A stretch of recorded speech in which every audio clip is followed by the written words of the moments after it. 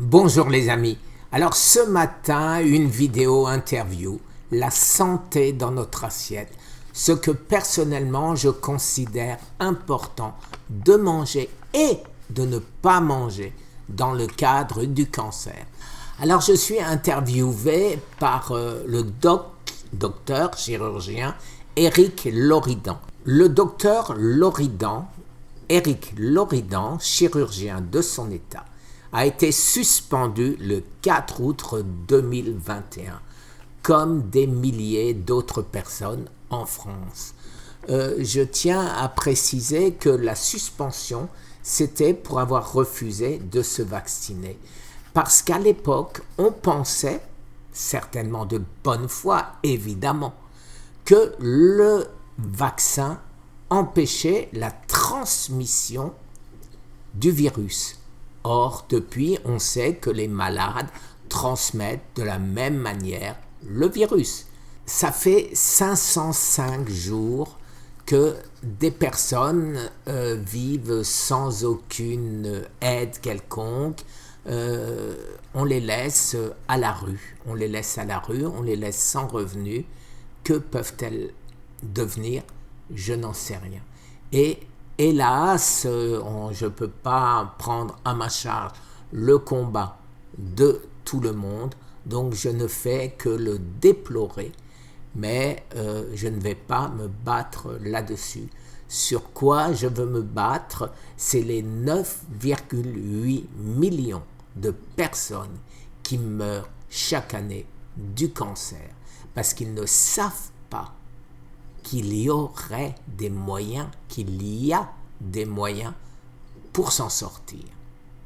Merci les amis, nous laisse en compagnie du docteur chirurgien Éric Loridan.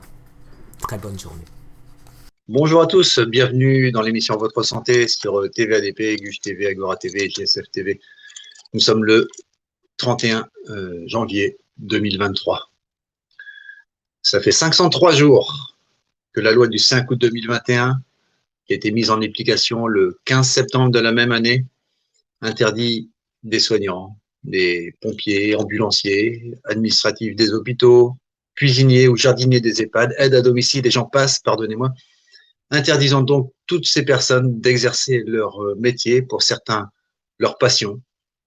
Pas de salaire, pas d'indemnité, pas de chômage, pas de RSA, même pas de financement pour une formation de reconversion professionnelle, rien, parce qu'ils ont refusé de se faire vacciner contre la Covid. Ceci dans l'ignorance quasi totale d'une population maintenue derrière ses œillères et dans la peur du lendemain, avec la flambée des prix, avec la guerre en Ukraine, et dans le mépris le plus complet des hommes politiques et des médias. Mais malgré eux, malgré les mesures de rétorsion, les brimades, les injures parfois, les menaces de mort pour certains, nous tiendrons bon, jusqu'à l'écroulement complet de ce narratif et jusqu'à la mise en lumière de la responsabilité des décideurs, des influenceurs, de tous ceux qui ont forcé nos soignants, nos femmes enceintes, nos enfants, à subir ces injections géniques encore en phase expérimentale.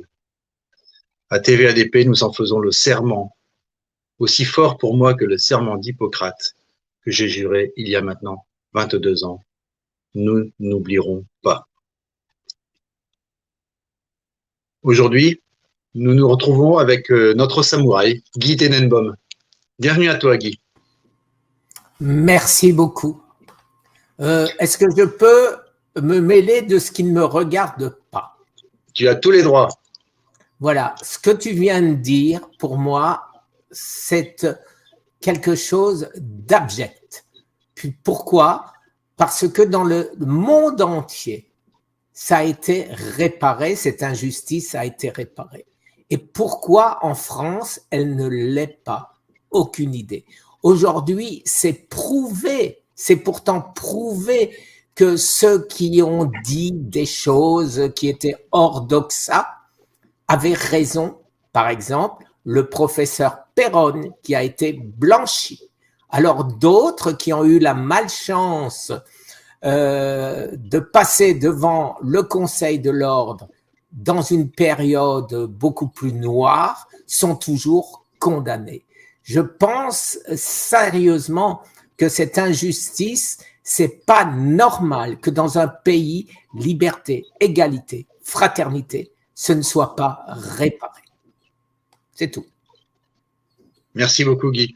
Effectivement, la France est devenue une exception et je me demande en t'écoutant si de la même manière que Israël avait été considéré comme le laboratoire de Pfizer, est-ce que la France n'est pas considérée comme le laboratoire des mondialistes de Davos? C'est une question à creuser. Je vais te présenter un peu, Guy, pour ceux qui... Oui, alors juste une petite précision. Mon combat, c'est contre le cancer. Je ne suis en aucun cas un conspirationniste. Je dis simplement ce que je pense. Je veux partager ce que je sais et ça s'arrête là. Alors, je ne veux pas qu'on me colle une étiquette qui ne me correspond absolument pas. Parfait, Guy. Effectivement, c'est la raison pour laquelle je te fais venir dans cette émission. C'est pas du tout pour parler Covid ou autre. C'est pour parler de ton combat contre le cancer. Alors, chers téléspectateurs, comme vous le savez sans doute, et si vous ne le savez pas encore, eh bien, l'oubli va être vite réparé. Guy, que vous avez en face de vous, il y a 4 ans de cela, était condamné par la médecine à cause d'un cancer de la prostate métastasé aux os. On lui avait donné 3 mois. Il aurait pu se dire mangeons, buvons, festoyons les amis, car dans 3 mois je ne suis plus là. Mais non, il a choisi une autre option, une option radicale, mais dans sa situation, peut-on se permettre des demi-mesures quand on vous annonce une espérance de vie de 90 jours? Alors, lors d'une précédente émission, tu nous avais expliqué ton parcours sur cette même antenne et tu nous as gratifié d'un bonjour les amis avec lequel tu as coutume d'accueillir tes abonnés sur ta chaîne YouTube. Ton histoire, c'est incroyable, mais vraie. Elle est dérangeante parfois, notamment pour les médecins allopathes purs et qui ne voient que la guérison dans la chirurgie et les médicaments. Ton histoire est résumée dans ce livre. Cancer terminal, comment j'ai guéri de l'impossible. Livre, puisque j'en ai fait 5. Voilà. J'ai fait 5 livres, 2 en anglais, 3 en français. Celui-ci est aux éditions Exuvie. Alors, je suis convaincu, comme toi, que la santé passe avant tout dans notre assiette. Bien plus que par les médicaments chimiques, même si tout n'est pas acheté. Et c'est pour ça que j'ai souhaité te réinviter. Aujourd'hui encore, ça va être le médecin qui interroge l'expert. Oui, l'expert, parce que tu es ce que chaque médecin digne de ce nom aimerait avoir dans ses connaissances parmi ses patients, celui qui est l'expert de sa propre santé, celui qui se l'approprie et qui, avec un parcours de vie aussi riche que le tien, apprend aux médecins, il enseigne aux médecins ce qui n'est pas enseigné dans les amphithéâtres de l'université. Alors donc, bienvenue à nouveau dans cette antenne. Je me fais un plaisir de t'écouter. On va aborder ensemble la santé dans nos assiettes. D'abord, le constat de sa pauvreté nutritionnelle, ce qu'il convient de privilégier aussi au regard des études scientifiques. Qu'est-ce qu'on va mettre dans nos assiettes pour se maintenir en bonne santé ou recouvrer la santé? Si tu veux, on peut aussi parler des vitamines, des sels minéraux, des enzymes, tout ce qui fait ton quotidien maintenant. Et puis aussi, ce que tu as découvert, on peut peut-être échanger aussi sur l'importance de notre microbiote intestinal dans le maintien d'une santé convenable. Guy, je te laisse la parole. Je voudrais d'abord que tu résumes ton histoire, parce que là, j'étais peut-être un peu rapide, et tu as sans doute des détails plus croustillants à nous donner. Alors, quand tu parles d'experts, effectivement, de grands professeurs américains et français, je les aide, je suis allé les voir en leur disant « je veux être votre cobaye ». Et ils m'écoutent aujourd'hui parce qu'ils voient que ce que je fais est dans la ligne de ce qu'ils pensent et que ça marche. Et donc, voilà, de nombreux professeurs. Alors maintenant, la nutrition, je commence effectivement à résumer ce que j'ai fait. À résumer, c'est-à-dire j'ai été condamné par la médecine qui m'a dit vous êtes fichu, et ceci en France, dans 2 hôpitaux différents, et non, aux États-Unis, dans 2 hôpitaux différents, et en France, dans un hôpital à Strasbourg, le centre de cancérologie de l'Université de Strasbourg.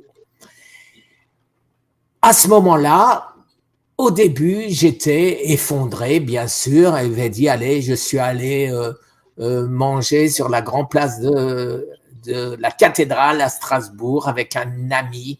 On s'est baffré en disant, c'est peut-être la dernière fois. Et donc, le lendemain, je prenais l'avion pour Miami où je réside. Et je me suis dit, c'est pas possible. Je vais pas abandonner ma femme. Je ne vais pas abandonner mes enfants. Je vais me battre. Je vais trouver. Et comme la médecine allopathique ne me donnait aucune solution, je me suis tourné vers les prix Nobel. Je me suis tourné vers les grands professeurs américains. J'ai passé 18 heures par jour à lire les publications PubMed, Nature, toutes les publications qui parlaient cancer, qui donnaient une autre possibilité de guérison. Et j'ai découvert l'autophagie. J'ai découvert Otto Warburg, prix Nobel 1931. L'autophagie, c'est Osumi, un japonais, 2016. Et j'ai compris quand je suis allé voir le professeur Thomas Seyfried que j'avais construit tout seul mon cancer. Et ce grand professeur, je suis allé le voir en lui disant que j'ai compris que grâce à toi, je peux m'en sortir. Parce que si j'ai su construire mon cancer, je saurais déconstruire mon cancer. Et c'est ce que j'ai fait. Et j'essaye depuis de partager mon expérience. Et tous les jours, nous cherchons avec de grands professeurs français à la retraite des moyens de trouver. Et nous avançons à grands pas. Nous avons une publication qui va sortir incessamment sous peu. Je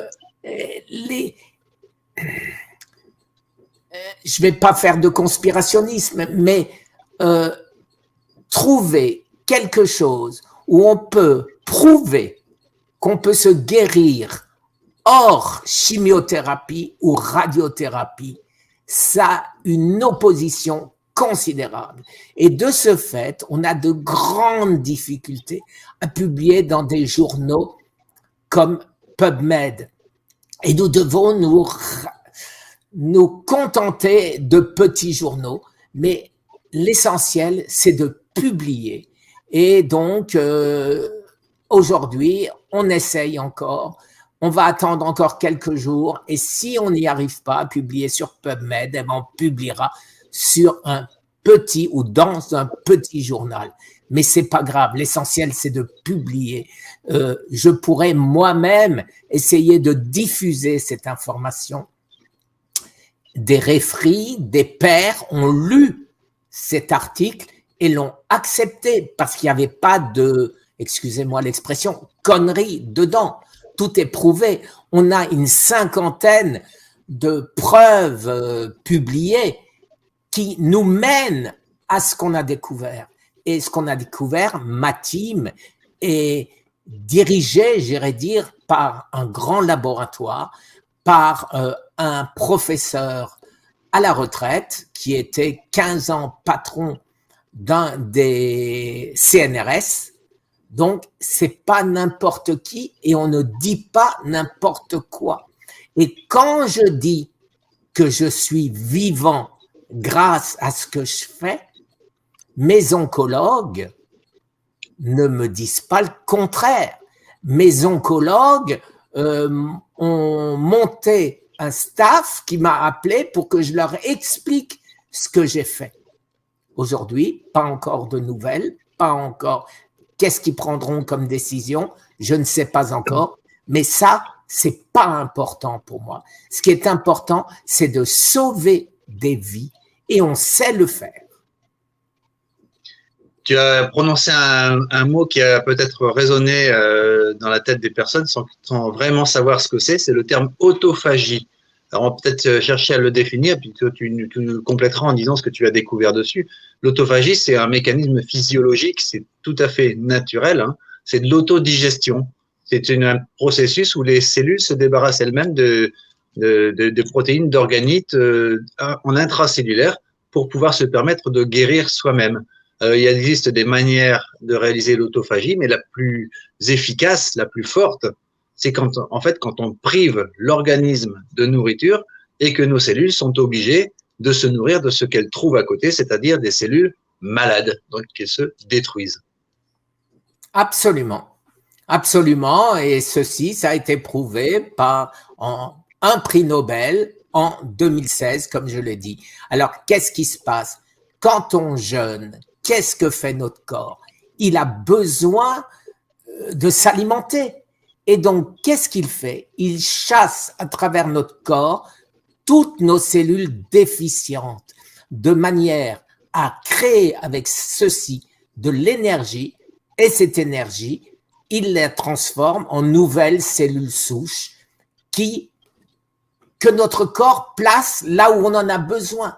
Et de cette manière, on guérit parce qu'on a des cellules souches neuves, sans arrière-pensée, j'irais dire. Elles sont neuves, elles savent ce qu'elles doivent faire et elles le font bien. Donc, on peut guérir. Attention, je n'ai jamais dit que le jeûne va être suffisant pour guérir un cancer phase 4. Et merci pour cette précision. Pardon? Merci pour cette précision. C'est vraiment très important parce que régulièrement, on entend qu'on se fait accuser dès lors qu'on parle du jeûne pour guérir du cancer, on dit on charlatan, etc. Or, ce n'est qu'un moyen, ce n'est qu'une aide, indispensable certes, mais certainement pas la seule. Et on va y revenir dans cette émission. Voilà. Merci d'avoir précisé, Guy. Voilà, nous avons développé ce que j'appelle les 5 essentiels. Et dans ces 5 essentiels, si vous en faites que 4, c'est pas sûr du tout que ça va marcher. Mais si on fait les 5, ça marche. Alors, tu as dit tout à l'heure que tu as toi-même déclenché ton cancer. À ton avis, quel était le mode de vie qui a été responsable de ta situation il y a 4 ans? Pendant 50 ans au moins, j'ai créé le lit de mon cancer en mangeant tout ce qu'il ne faut pas. Les sucres, les huiles végétales, McDo, les glaces, la nourriture transformée, la charcuterie, la viande de supermarché, voilà. Les légumes remplis d'antibiotiques ou de pesticides, etc., etc. Et le jour où j'ai compris que j'ai construit mon cancer, j'ai su que je pouvais revenir en arrière. Mais maintenant, il y a plein de gens qui sont obèses, qui mangent comme ça et qui n'ont pas de cancer, qui ont des diabètes type 2, qui ont... Et pourquoi est-ce que certains développent un cancer et certains pas? Eh ben, c'est le stress. Le stress, c'est le déclencheur du cancer. Alors, quand parmi mes abonnés, je vois des gens qui m'appellent, qui m'interpellent en me disant, voilà, j'ai attrapé un cancer, je pose toujours la question, comme de grands professeurs français l'ont fait et ont écrit des livres là-dessus, comme quoi il faut un déclencheur. Et le déclencheur, c'est un divorce, c'est la mort d'un proche, c'est un renvoi de son travail. Et ceci suffit, si vous avez le lit du cancer, ça suffit pour le déclencher. Vous avez des gens qui savent sortir de cette angoisse. Personnellement, je sais pas. Je suis un angoissé. la nuit, quand je dors, je pense en noir. Il fait noir et je broie du noir. Et donc, pour ce faire, j'allume la télévision et je mets un film rigolo. Mais très souvent, je n'arrive même pas à m'accrocher dans ce film. Pourquoi? Parce que j'ai ce stress perpétuel. Et donc, la première chose à faire, mindset, comme ils disent les Américains, la pensée positive. Vous savez qu'une des règles américaines qu'on apprend à l'école, c'est le positivisme. Il faut toujours voir tout en rose et pas en noir. Et c'est vrai que ça aide énormément. Si vous n'êtes pas convaincu que vous allez guérir, vous ne guérissez pas. C'est votre cerveau qui donne l'ordre à votre corps de faire telle ou telle chose. C'est très important effectivement de parler du stress qui est un facteur déclenchant énorme. On sait qu'en quelques secondes, un stress intense peut entraîner une chute du taux de vitamine C dans l'organisme et qui est pourtant extrêmement important pour notre immunité. On avait vu ça également avec le docteur Jean-Philippe Labrèze, qui est un spécialiste de la vitamine C. Lui, il a expliqué que les êtres humains, malheureusement, ne sont plus capables de synthétiser, mais certains animaux le sont encore, comme la chèvre. La chèvre fait un poids d'à peu près 45 kilos, mais en situation de stress intense. Imaginons, elle sort de l'enclos, elle rencontre le loup, elle doit se sauver en vitesse. Et bien, son organisme lui permet de fabriquer 300 mg de vitamine C, 300 grammes de vitamine C, ce qui est colossal. Alors que dans nos hôpitaux, par exemple, et j'en ai encore fait l'expérience récemment, quand on veut dépasser la dose de 1 mg de vitamine C, on a tout de suite le pharmacien qui appelle en disant qu'il ne faut pas dépasser. Tu parlais de la chèvre. Autrefois, on avait ce stress, faisait monter notre adrénaline et notre cortisol. Aujourd'hui, on n'a plus d'animaux qui nous courent après pour nous manger. Mais par contre, le cortisol, lui, est toujours présent. Et ce cortisol fait grimper notre insuline. Et de ce fait, on ne peut pas maigrir, on crée un stress oxydatif et on attrape le cancer ou d'autres maladies métaboliques. Et dans notre société actuelle, le stress, on connaît beaucoup. Ça fait plus de 3 ans qu'on vit dans une situation assez stressante, quasiment depuis que, entre guillemets, nous sommes en guerre. Et ça n'a pas beaucoup aidé nos contemporains à se sentir sereins face à la maladie et pour leur santé. Dis-moi, Guy, donc tu as fait le constat que ton alimentation était désordonnée. Peut-être aussi, y avait-il d'autres choses dans ta vie? Je pense notamment tu as parlé que tu étais un angoissé. Peut-être aussi de la sédentarité? Oui, je ne faisais aucun sport. Je mangeais mal, je dormais mal et je m'angoissais pour tout. Donc tu avais tous les critères pour avoir un cancer. Exactement.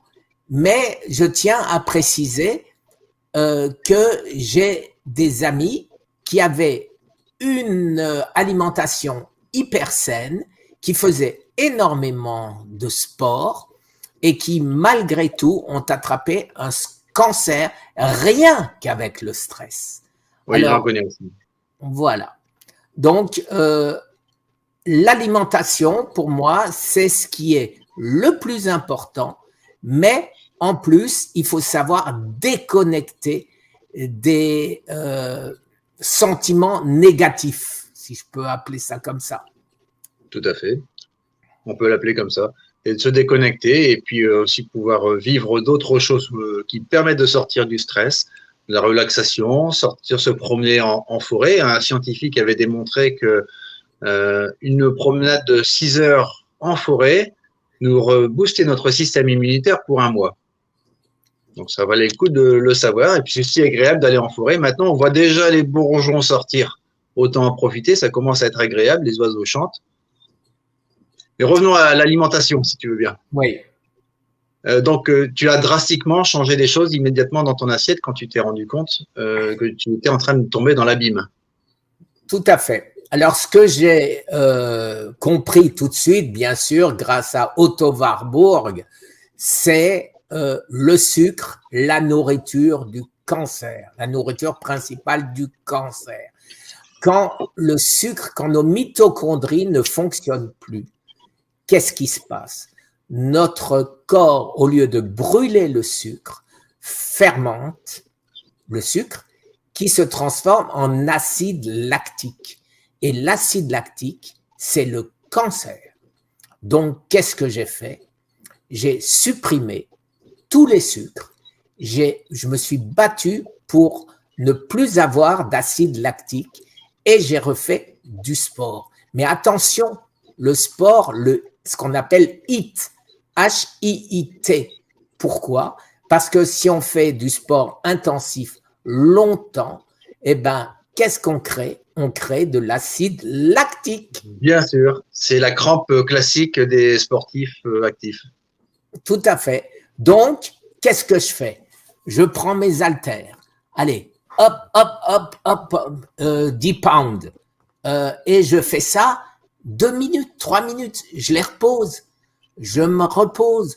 Je souffle pour oxygéner un maximum. Et je recommence 1 heure, 2 heures après. Je passe devant mon trampoline et je saute sur mon trampoline, etc. Mais c'est quelque chose d'essentiel. Il faut bouger. Avant, qu'est-ce que je faisais? Je m'affalais dans mon canapé, devant la télé, je regardais des films avec un pot de Häagen-Dazs dès que j'étais rentré de mon travail ou vous savez, aux États-Unis, depuis 21 ans, les grands pots de 3 litres 8, c'est-à-dire 1 gallon, et je m'asseyais et je grignotais et je mangeais ceci. Voilà, donc j'ai construit mon cancer. Alors aujourd'hui, si tu veux bien, je vais te dire dans l'ordre ce que je considère comme étant le pire.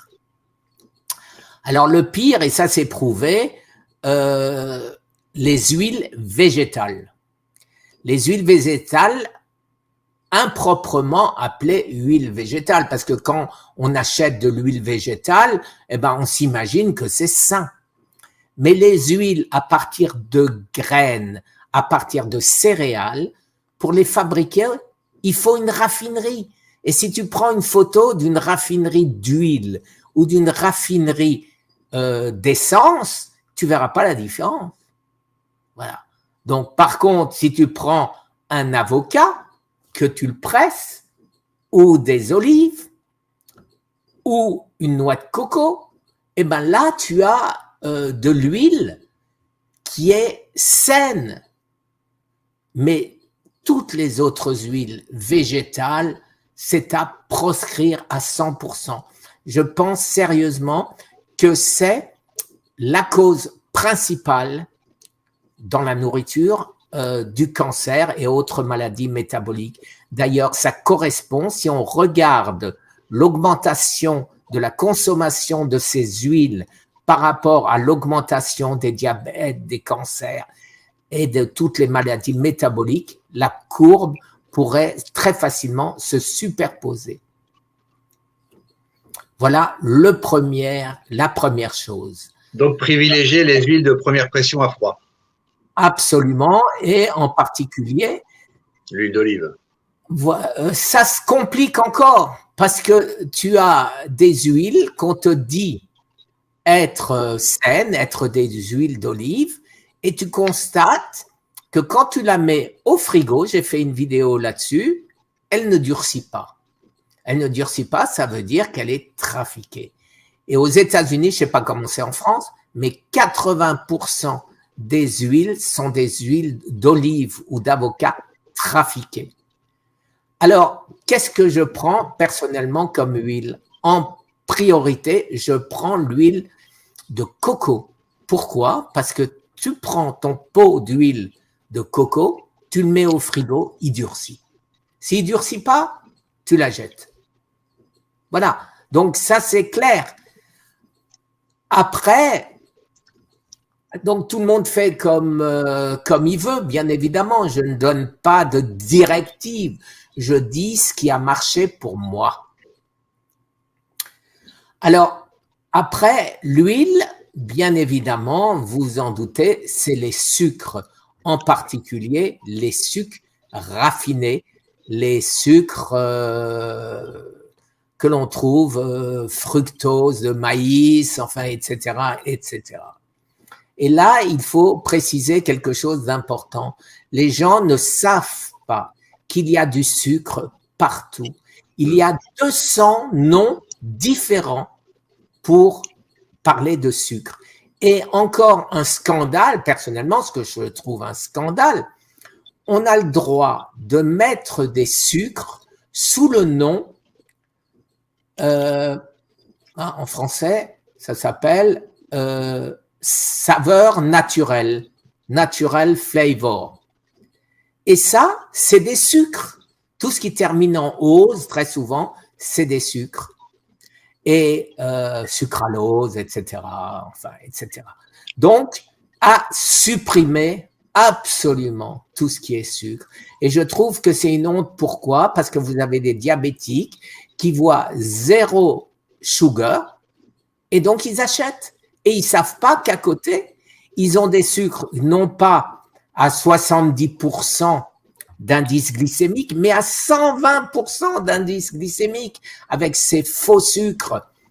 C'est terrible et c'est honteux, là aussi, que nos administrations vont dans le sens de l'industrie alimentaire et de l'industrie pharmaceutique pour leur faciliter, il faut appeler un chat, la tromperie des consommateurs. Je vois pas. Je dis toujours, nous avons des droits, nous, les malades. Et nos gouvernements ont des devoirs. Et leur devoir, c'est de nous sauver la vie, de nous aider, et pas de dire, ah ben t'as un phase 4, t'es mort, alors ça sert à rien qu'on s'occupe de toi. J'en suis une preuve encore vivante. Bon. Alors ça, c'est ce qui est à enlever. Alors, restons un peu sur les sucres. Donc, on a bien compris qu'on n'en avait pas besoin, que ça pouvait être transformé en acide lactique et faisant le lit d'une acidité, une acidose de l'organisme et donc le lit du cancer, entre autres, bien sûr. Mais dans ce cas-là, on va nous dire, oui, mais dans ce cas-là, on a une opportunité sur d'autres choses. On peut, par exemple, utiliser des édulcorants. Ça veut dire qu'on aura le goût du sucre, mais on n'aura pas le sucre. C'est ce dont je viens de parler. Tout ce qui termine en ose, ils ne terminent pas tous en ose, comme le Splenda, mais tout ça, ça conserve à notre corps le goût du sucre.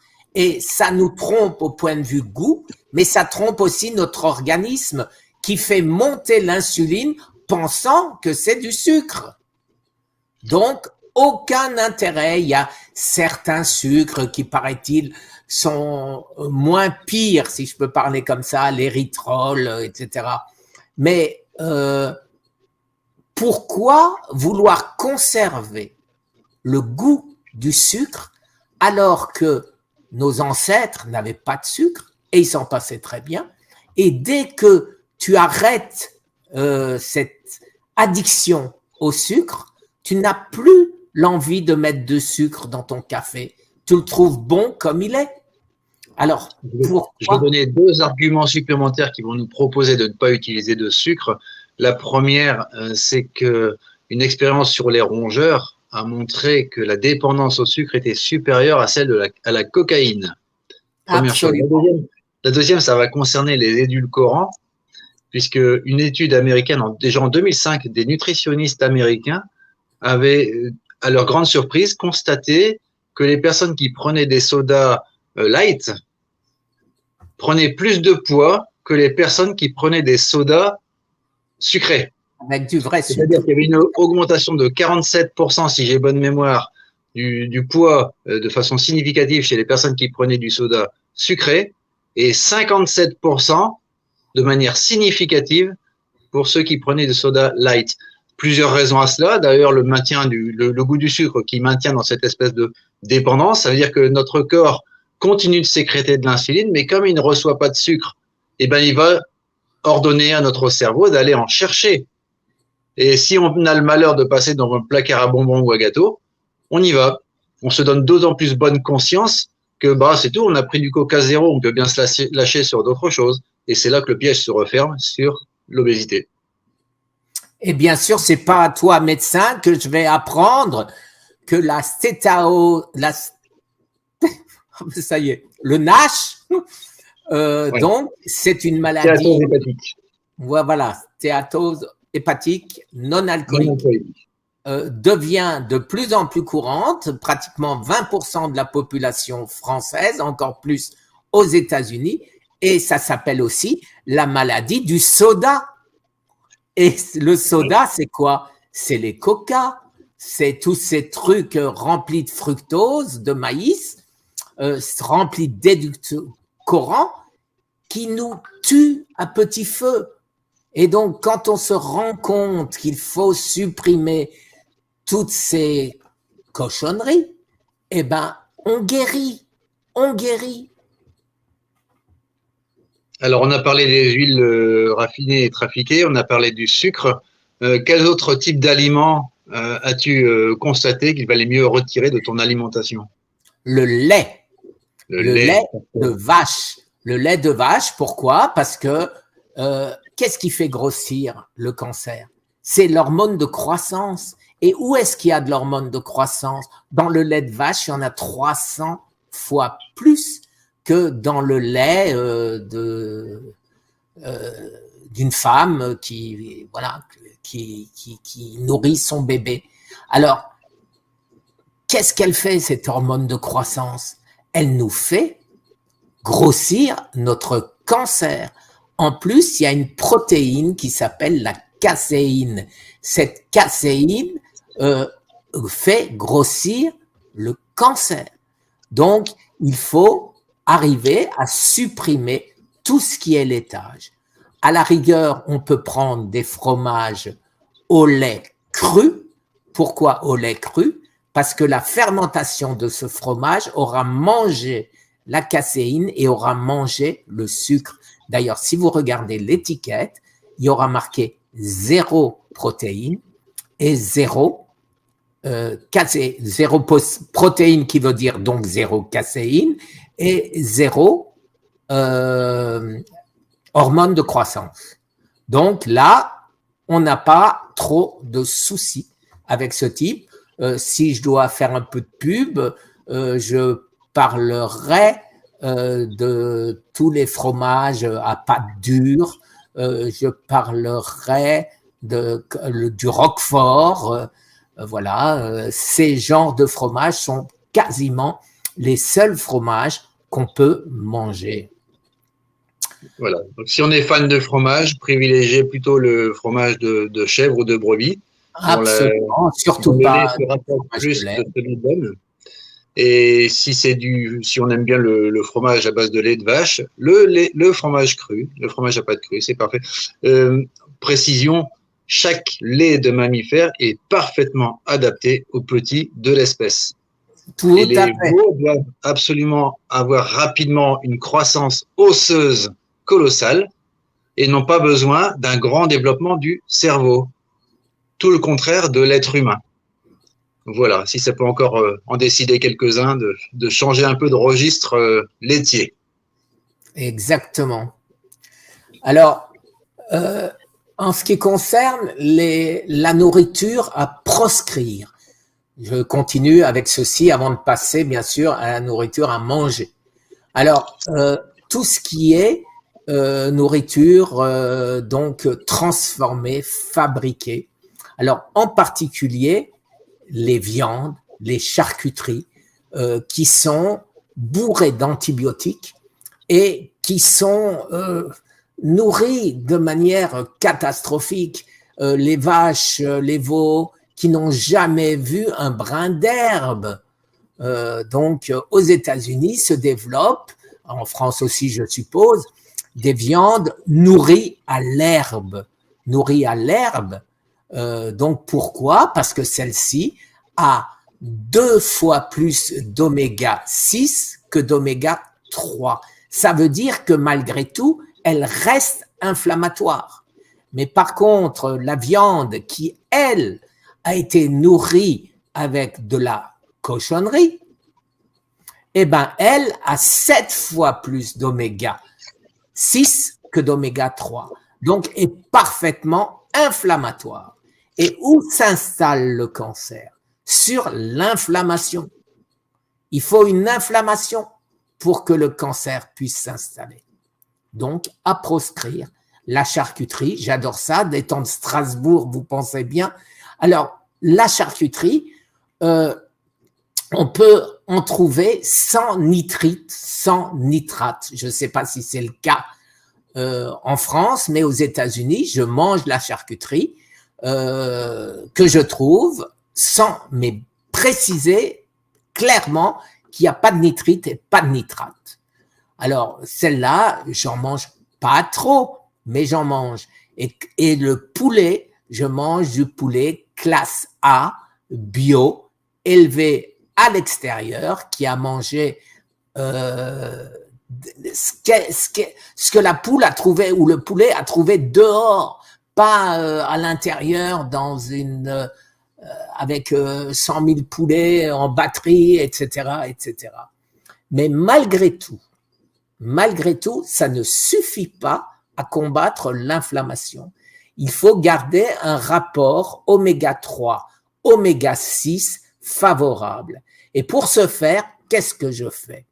Je mange en même temps des moules, des crevettes, des fruits de mer, de la langouste, et quand j'en ai pas, je me gave d'huile de poisson, d'huile de krill, de DHA, c'est-à-dire tout ce qui est oméga 3, de manière à garder mon équilibre favorable oméga 3 et non pas oméga 6 inflammatoire. C'est primordial. De cette manière, on peut manger des choses qu'on aime, mais on reste anti-inflammatoire.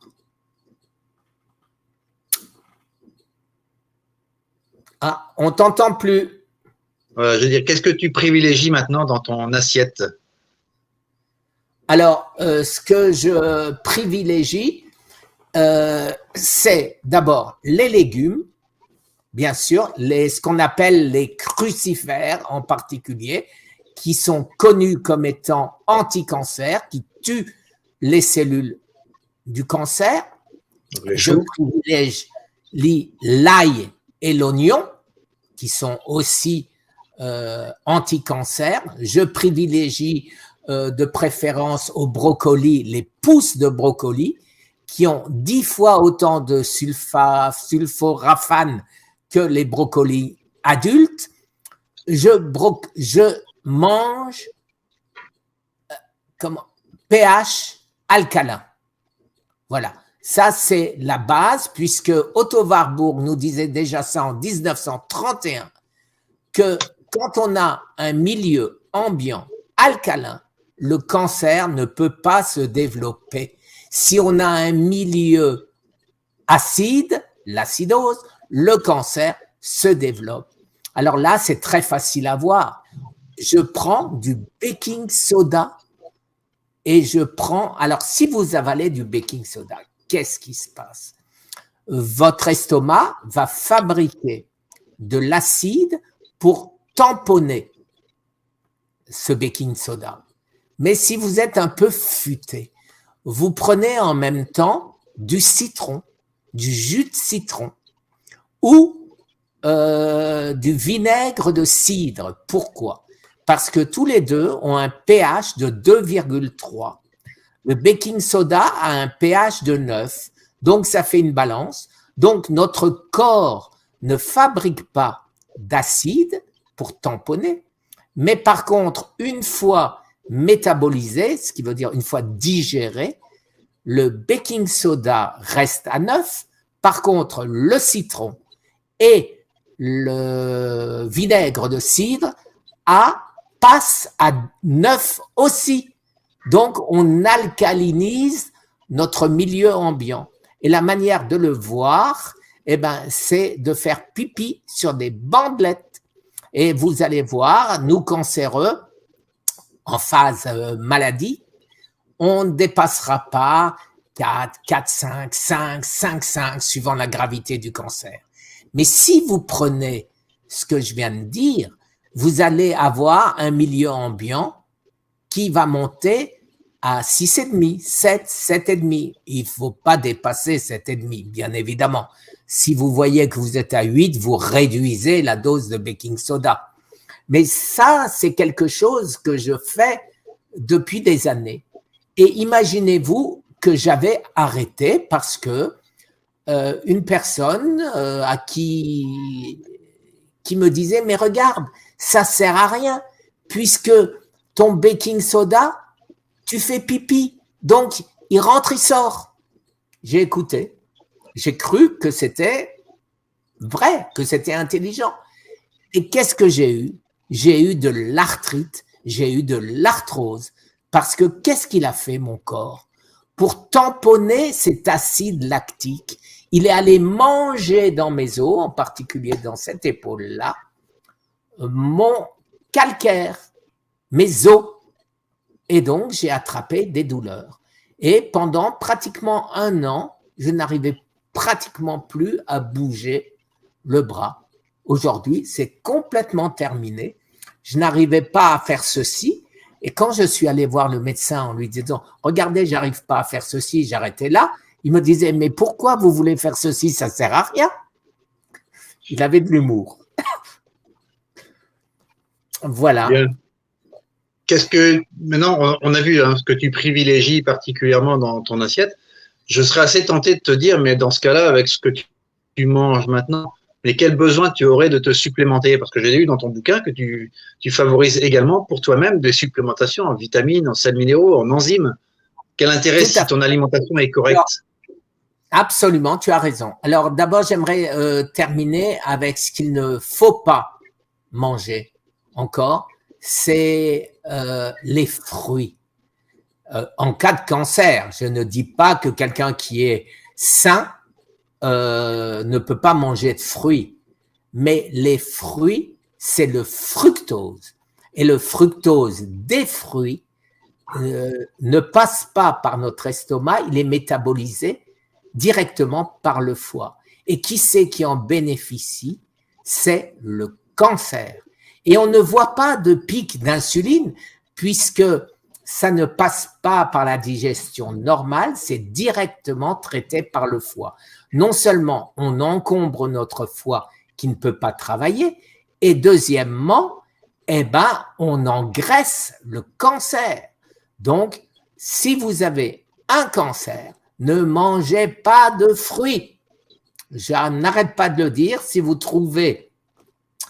allez chercher sur PubMed et tout, vous allez trouver des quantités d'articles qui le disent. Mais hélas, vous allez trouver des quantités d'articles qui disent le contraire, que c'est sain. Mais dans ces articles, ils ne disent pas en cas de cancer. Est-ce que c'est les gens qui me disent et qui me disent, mais regarde, c'est pas vrai, regarde, lui il dit qu'il faut manger des fruits, lui il dit qu'il faut manger des carottes bouillies. La carotte bouillie, 47 d'indice glycémique parce qu'elle est cuite. La carotte crue, 17 d'indice glycémique. Et c'est comme ça pour pratiquement tous les légumes. Et après, on va me dire, mais je suis un conspirationniste parce que je prône le crudivorisme. Je n'ai jamais prôné le crudivorisme. J'ai dit ce que tu viens de dire, pour éviter d'avoir à prendre trop de suppléments, il vaut mieux manger des légumes. Et si on ne veut pas tuer les nutriments, la seule manière, c'est de ne pas les faire cuire. Mais je ne dis pas pour autant qu'il ne faut pas manger de légumes cuits. Il faut manger les deux, si on en a envie. Moi, personnellement, quand je fais des haricots verts, bien sûr, je ne les mange pas crus. Quand je fais des choux de Bruxelles, je ne les mange pas crus. Mais par contre, les carottes, on fait une salade de carottes. La laitue, je la fais pas cuire, évidemment, etc., etc.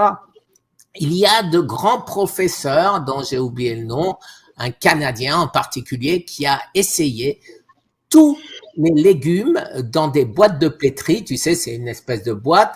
On met des cellules de cancer, on met des légumes dedans et paf, on voit ce qui se passe. Et ce qui tue le plus les cellules du cancer, l'ail, l'oignon, le poireau, tous les crucifères.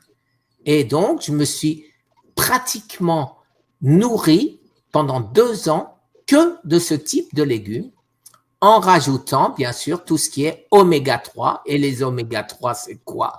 C'est les poissons, les petits poissons. Je dis bien petits, pourquoi?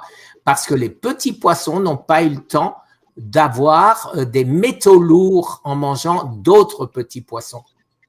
Et donc, voilà, donc il ne faut pas prendre le saumon quand je vais m'acheter un saumon. D'abord, toujours sauvage, je cherchais le mot en français, toujours sauvage, jamais les crevettes, les moules, jamais de trucs d'élevage, parce que on leur donne n'importe quoi à manger et ils sont inflammatoires, c'est catastrophique.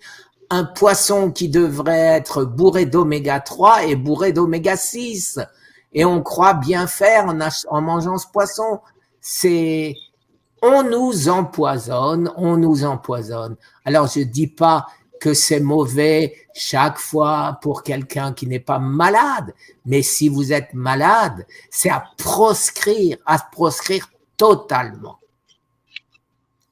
Tu as parlé de l'ail tout à l'heure. On devrait être capable de faire une émission entière sur l'ail, tellement on a de choses merveilleuses à découvrir sur ce légume qui est trop peu présent dans notre alimentation, qui contient une substance dont tu parles d'ailleurs dans ton livre, qui est l'allicine. Alors, tu vois, l'ail, pour parler de… bien évidemment, l'ail cru, c'est pas terrible. Alors, qu'est-ce que je fais? Quand je me fais mes crevettes à l'ail, je les fais cuire en même temps que l'ail, bien évidemment. Mais une fois qu'elles sont cuites, qu'est-ce que je fais? Je prends de l'ail en poudre et j'en remets dessus. Et je prends de l'ail frais que j'écrase, j'attends un quart d'heure pour que l'allicine apparaisse. Et à ce moment-là, je mange. Donc, là aussi, il y a les 2 types d'ail. En plus de ça, il existe de l'ail fermenté, ce qu'on appelle l'ail noir. Et j'en mange aussi. Donc, ne sachant pas qu'est-ce qui aura le plus d'effet sur ma santé, qu'est-ce qui va le plus faire disparaître mes cellules du cancer, je mange tous les types d'ail. Je fais pareil avec l'oignon, je fais pareil avec le poireau, je fais pareil avec tout ce qui peut tuer les cellules du cancer. Est-ce que tu te supplémentes particulièrement en vitamines ou en sels minéraux que tu vas commander en magasin ou sur Internet? Voilà. Alors, au début, quand je jeûnais, bien sûr, le professeur Thomas Seyfried, Boston College, me disait, attention, le corps n'a de nutriments que pour 7 jours. Après, tu vas avoir des carences. Donc, qu'est-ce que j'ai fait? J'ai commencé à prendre tout ce qu'il fallait. Alors, qu'est-ce qu'il me fallait? Il me fallait les vitamines, tout type de vitamines, le matin, sachant que les vitamines vont booster en même temps que toutes mes autres cellules, les cellules du cancer. Mais il n'y a pas le choix. Il faut bien ne pas tomber en carence. Par contre, le soir, je prenais tout ce qui est minéraux. Et pourquoi le soir? Parce que lors d'une étude que j'ai vue, étude de 2014, l'Institut Weizmann nous explique que le cancer se développe la nuit. Et le docteur Laurent Schwartz m'avait dit à l'époque, oui, tu as raison, puisque les gens hurlent de douleur la nuit et meurent la nuit. Donc, qu'est-ce que je me suis dit? Notre système immunitaire s'endort en même temps que nous. Et le cancer en profite pour progresser. De ce fait, qu'est-ce que j'ai fait? J'ai pris potassium, magnésium, zinc, sélénium, etc., le soir, avant d'aller me coucher. Et dans ma petite tête, je me disais, et le cancer doit bien être embêté de voir toutes ces barrières à sa progression qui arrivent. Quand je les prenais le matin, arrivé le soir, il n'y en avait plus dans mon corps. Si je les prends le soir, il y a tout, il y a 100%. Et donc, ça a marché. En plus, on nous dit toujours pour le cancer, il faut dormir beaucoup. Alors là, j'ai un doute, ça ne concerne que moi, je le répète, je dors très mal, j'ai toujours dormi très mal, 3 heures, 4 heures. Et je me dis, là aussi dans ma petite tête, que ça m'a peut-être sauvé la vie. Parce que quand je ne dors pas, mon système immunitaire ne dort pas non plus. Et donc peut se battre contre le cancer. Et de ce fait, il avait moins de temps pour progresser. Voilà, ça c'est mon idée. Je ne sais pas si elle vaut quelque chose, mais je donne, comme je dis toujours, ce qui a marché pour moi, sans savoir si c'est vrai ou pas. C'est simplement ce que mon corps a ressenti parce que j'ai écouté pendant toutes ces années, j'ai écouté ce que me disait mon corps. Mon corps me parlait, ça paraît débile, mais j'écoutais quand mon corps me disait « Ne mange pas, t'as pas faim, pourquoi tu vas aller manger ?» J'allais pas manger. Quand mon corps me disait « Oh, regarde le gros gâteau, mange-le », je savais que c'était pas mon cerveau qui parlait, c'était mon estomac. Voilà. C'est toute la définition du patient expert, Guy. C'est celui qui écoute son corps et qui sait ce qui est bon pour lui, plus que celui qui est en extérieur, fût-il médecin. C'est vraiment important de maintenir cette idée que nous sommes chacun expert de notre santé et qu'il faut pouvoir écouter son corps. Je tiens à préciser, pour retirer toute ambiguïté là-dessus, les amis, ne faites pas de jeûne chez vous tout seul si vous n'êtes pas accompagné, et particulièrement pas de jeûne prolongé. Le jeûne intermittent, se passer de nourriture pendant 16 heures, c'est pas spécialement compliqué en soi, chacun peut le faire. Ne commencez pas un jeûne prolongé en vous disant je vais me guérir de mon cancer. Il faut être médicalement accompagné pour ce genre de choses. Tu me confirmes? Je te confirme, d'autant plus que pas plus tard que hier, j'ai fait une vidéo sur les dérives sectaires. Sur les dérives sectaires où donc j'ai parlé de l'INSERM qui dit attention, jeûne thérapeutique, bon, etc., etc. Vous regarderez ma vidéo si ça vous dit, c'est sur cancer thérapie avec un Y au bout. Et là, je dis, je suis exactement comme la mivilude. Je dis la même chose que ne faites pas ce qui peut être dangereux pour vous. Et ne pas faire ce qui peut être dangereux, c'est faire un jeûne dit thérapeutique sans avoir fait d'examen de sang, à savoir vérifier qu'on n'a pas de carence et sans être suivi en permanence, je dis bien en permanence, par un médecin. À ce sujet-là, nous avions eu l'idée avec le docteur Jean-Marie Dessin de faire un jeûne groupé et nous avons été débordés puisque plus de 300 personnes se sont inscrites sur notre WhatsApp entre nous que nous avions fait. Et Jean-Marie, à juste titre, a eu peur en disant Mais c'est impossible que je puisse suivre 300 personnes. D'autant plus que parmi ces 300 personnes, il y a plein de malades, peut-être, hélas, en phase terminale, comme je l'étais, et qui ne savent pas ce qu'il faut faire. Et lui ne saura pas non plus, ne les connaissant pas.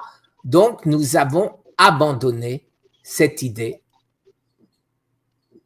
Voilà. Tout à fait. Et ça me paraît important de noter ça parce que d'abord, pas de dérive sectaire. C'est tellement facile de se trouver de face à un gourou qui se soucie plus de son portefeuille que de votre santé.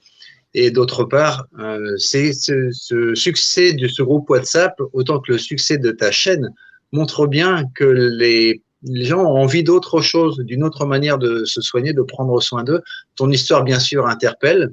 Elle doit rejoindre beaucoup de personnes qui ont subi cette épreuve du cancer, mais également toutes les personnes qui subissent l'épreuve des maladies chroniques, que ce soit de l'obésité, du diabète, des problèmes cardiovasculaires, d'hypertension artérielle, et j'en passe, et certainement Alzheimer.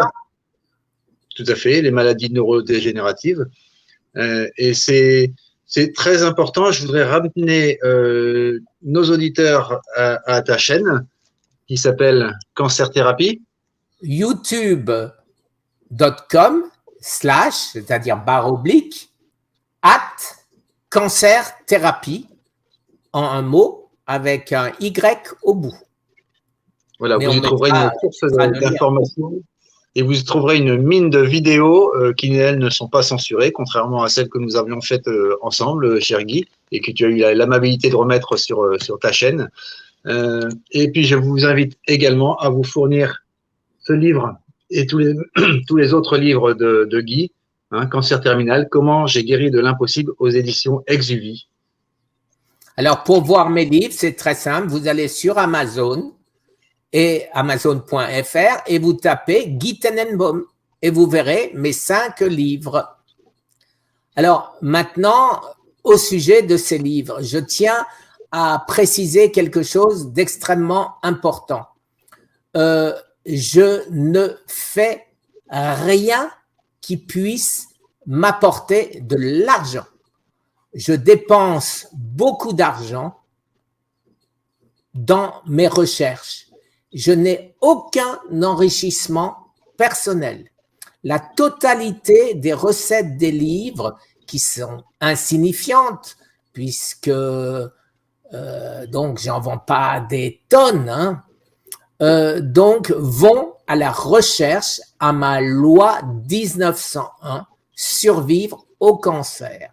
Par exemple, le livre que tu viens de dire, j'ai 15% sur le montant du livre qui me revient. Et Fabien Moine vire l'argent sur mon association loi 1901, survivre au cancer. Je veux que ce soit très clair. Je ne fais absolument rien qui puisse rapporter de l'argent. C'est le contraire. C'est moi qui alimente loi 1901, survivre au cancer, pour payer les études. J'ai quelques personnes qui m'aident et donc que je remercie, mais c'est chaque fois des $10, des $5, des $1. Au maximum, c'est $100. Alors que la dernière étude que je viens de financer, j'ai dû faire un premier chèque de 16 000 €. Voilà, c'est tout. Donc alors, pourquoi jamais, je pense, on pourra me traiter de gourou? C'est parce que je suis un gourou à l'envers. Je dépense mon argent pour aider les autres. Merci beaucoup, Guy, pour cette précision et pour cette décision qui t'honore. J'aurai à nouveau plaisir à te retrouver dans ces émissions ultérieurement. Chers amis, nous vous souhaitons une excellente soirée. Nos émissions sur TVADP reprennent à 18 h. Cette émission sera retransmise autour de 19 h et plusieurs fois durant la semaine. La semaine prochaine, nous inviterons Marc Doyer et nous parlerons des complications post-vaccinales. À très bientôt. Merci de m'avoir reçu.